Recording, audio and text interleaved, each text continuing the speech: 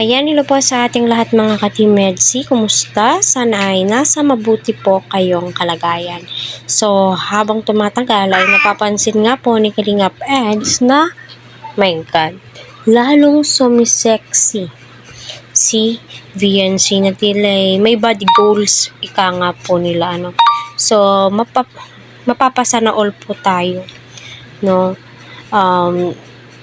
Totoo naman po talaga yung sinabi po nila. Once na nasa kalingap ka ay syempre, aalagaan ka po nila at hindi ka po nila pababayaan. So, totoo naman po at naia-apply naman po nila ito sa kanilang mga beneficiary like si Joy. Nag-live po sila. So, my God, napakakulit po nila sa kanilang live streaming. Ayan.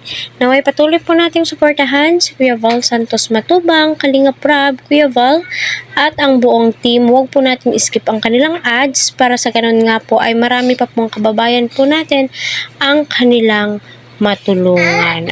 So, yun na nga po, totoo naman po talaga na si Viansay is, habang tumatagal, syempre, naaalagaan niya po ang kanyang sarili. Di na po siya gaanong stress sa mga problemang kinakaharap po nila kasi nga, may tumutulong na po sa kanila, may nagsusustento, as long as nasa kalingap po siya, which is tayong mga supporters ay tuwang-tuwa naman po talaga at nagagalak sa malaking improvement nila VNC, lalong-lalo na po sa estado ng buhay na mayroon po sila napakaraming biyaya ang natatanggap po nila VNC simula ng lingapin ni Kalingap Rab, especially ng tulungan ni Kalingap Dr. Love.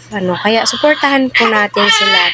So, my God, mapapasana all ka na lamang po talaga sa katawan ni Viansay at napakatangkad po niya. At sure na sure ako may itatangkad pa po yan kasi bata pa naman po itong si Viansay.